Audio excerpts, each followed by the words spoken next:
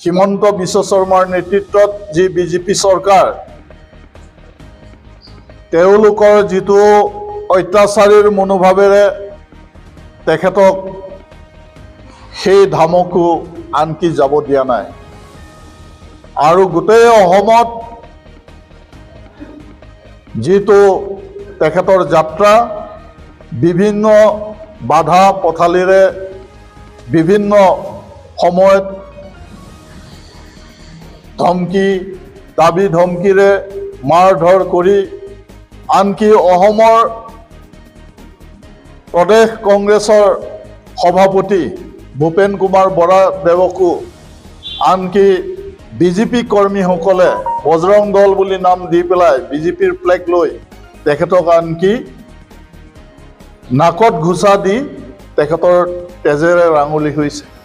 তো কাৰ্বি আংলঙত 1951 চনৰ পৰা যিটো সীমা নিৰ্ধাৰিত এই বৰ্ডাৰটো ইণ্টাৰ ষ্টেট ইণ্টাৰ ডিষ্ট্ৰিক্টৰ যিখিনি বাউণ্ডৰী সুৰক্ষিত হ'ব লাগে, এই দ্বিতীয় কথাটো হ'ল সেইটো।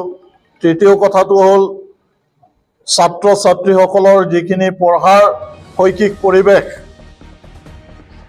ডেইলি বদলি আছে, নিয়ম কানুনবিলাক ডেইলি মানে বদলি আছে আৰু যিসকল শিক্ষিত যুৱক যুৱতী চামক কোনো কৰ্মসংস্থান দিব পৰা নাই, তেওঁলোকে নামত নৰেন্দ্ৰ মোদীয়ে 2014 চনত যে বছৰি 2 কোটি টকা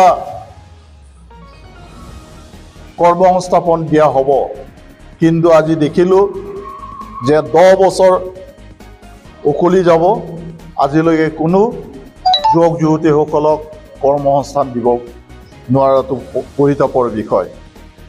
আৰু চতুৰ্থটো হ'ল মহিলাসকলৰ সবলীকৰণৰ কথা সদায় কয় এই চৰকাৰে আৰু সুৰক্ষাৰ কথা কয়, আৰু এই চৰকাৰে ওমেন ৰিজাৰ্ভ বিল আমি পাছ কৰালোঁ বুলি প্ৰশংসা কৰে, কিন্তু আজি দেখিলোঁ যে কাৰ্যকৰী কোনো ধৰণৰ সমাধান সূত্ৰ উলিওৱা নাই।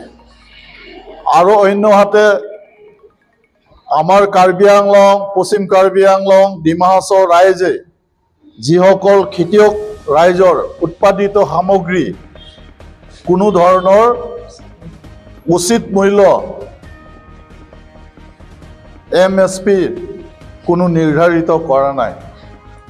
বজাৰৰ সামগ্ৰীখিনি ডেইলি মানে দাম বাঢ়ি গৈ আছে, কিন্তু খেতিয়কসকলৰ যিখিনি সামগ্ৰী তেনেধৰণেই নগণ্য দামত বিক্ৰী কৰিব লগা হয়। ঠিক সেইধৰণে শ্ৰমিকসকলৰ অৱস্থাৰো একেই দুৰৱস্থা।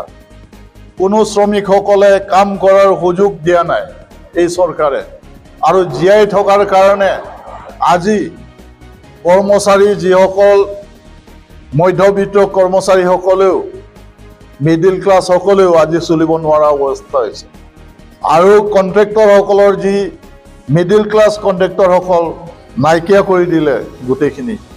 গতিকে আজি তেওঁলোকে একচ্ছত্ৰভাৱে আজি GSTৰ পৰা আৰম্ভ কৰি সকলোখিনি ৰাইজৰ পৰা শোষণ নিষ্পেষণ কৰি আজি এই চৰকাৰ আহি গৈছে, চলি গৈ আছে। আৰু 2024 লোকসভা নিৰ্বাচনত যদি আকৌ এই যে ফেচিষ্ট বিজেপি চৰকাৰ যদি হয়, তেতিয়াহ'লে ৰাইজ, গোটেই ভাৰতবৰ্ষৰ ৰাইজ ভিক্ষাৰী হ'ব লাগিব।